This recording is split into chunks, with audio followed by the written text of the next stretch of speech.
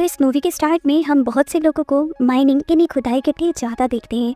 ये gold mine थी, यानी यहाँ से सोना निकाला जाता था। इस माइन का मालिक भी अपने बेटे के साथ यहाँ काम करने के लिए आता है। बातों ही बातों में उसके बेटे ने बताया कि वो काम करने के लिए अपने दोस्त तो घर ही भुलाया, जिन्हें घर से वापस लेने के लिए वो पीछे की तरफ मुड़ा ही तो एकदम से किसी अजीब सी ताकत ने उसे खींच लिया। उसके चिल्लाने की आवाज सुनकर उसके डैड भी उसके पीछे भागे उसे बचाने के लिए, लेकिन उसी ताकत ने उसके डैड को भी मार गिराया और हमें बस एक क्रिएचर की चिल्लाने की आवाज़ें सुनाई दी। सीन कट होता है और काफ़ी सालों बाद हम एरियान नामी एक लड़की से मिलते हैं। वो उसी एक्सीडेंट पर रिसर्च कर रही थी जिस एक्सीडेंट में माइनिंग के दौरान हजारों लोग मारे गए थे। इस एक्सीडेंट की असल वजह अभी तक कोई नहीं जान पाया था, लेकिन उस वाक़ये के बाद वहाँ पर माइनिंग का काम बंद कर दिया गया था। यहाँ तक कि अब तो वो जगह मैप्स पे भी नहीं मिलती थी, क्योंकि माना जाता है कि उस जगह की 70% पॉपुलेशन उसी दिन मारी गई। एरियान ये सारी इन्फॉर्मेशन इसीलिए इकट्ठी कर रही थी क्योंकि साइंटिस्ट के एक ग्रुप ने उसे हायर किया था और माइंस का दोबारा पता चलाने के लिए। उस जगह के बारे में बहुत सी इन्फॉर्मेशन इकट्ठी करने के बाद वो साइंटिस्ट के ग्रुप के साथ उस जगह को यानी उन माइंस को ढूंढने के लिए निकल जाती है।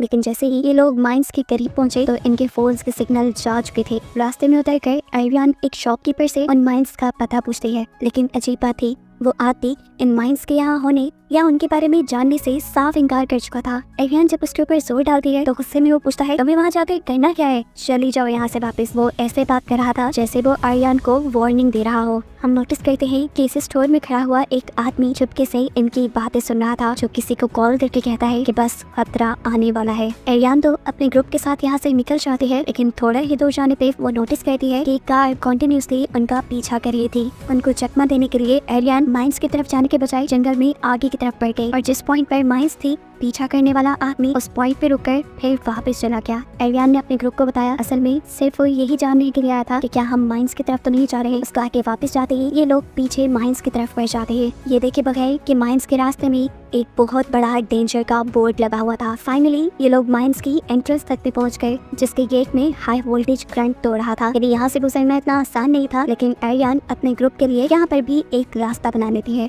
एक टूटे हुए दरख्त के ऊपर रस्सी डालते हुए ये लोग माइंस के अंदर चले जाते हैं। यहाँ तक पहुँचते हुए इन्हें शाम हो चुकी थी, लेकिन फिर भी साइंटिस्ट यहाँ से कुछ सैंपल्स कलेक्ट करते हैं। बाद में इस जगह पर कैंप लगाते हैं और फिर इस जगह पर मौजूद एक ही दम से सारे हीयर्स के गायब होने के पीछे के राज के बारे में बात करने लगे। एक साइंटिस्ट का ख्याल था कि ये जमीन के नीचे टेक्टोनिक प्लेट्स के हिलने की वजह से हुआ होगा, जबकि दूसरे साइंटिस्ट का मानना था कि यहाँ बहुत बड़ा सिंक होल बन गया होगा। लेकिन तीसरे साइंटिस्ट का ख्याल था कि इस सब के पीछे यूएस गवर्नमेंट है, क्योंकि एक मिनट पर रशिया ने जमीन के अंदर सबसे गहरा गड्ढा खोदने की कोशिश की थी। मे बी रशिया का मुकाबला करने के लिए यूएस गवर्नमेंट भी ऐसा ही कुछ करना चाह रही हो, जिस एक्सपेरिमेंट के रिजल्ट्स इतने बुरे निकले होंगे कि उन्हें ये सब बंद करना पड़ा। इसीलिए तो यहाँ की हर इन्फॉर्मेशन भी इंटरनेट से मिटा दी गई। जरूर ऐसा ही कुछ हुआ होगा। वो यहाँ बाकी लोगों को एक रिकॉर्डिंग भी सुनाता है।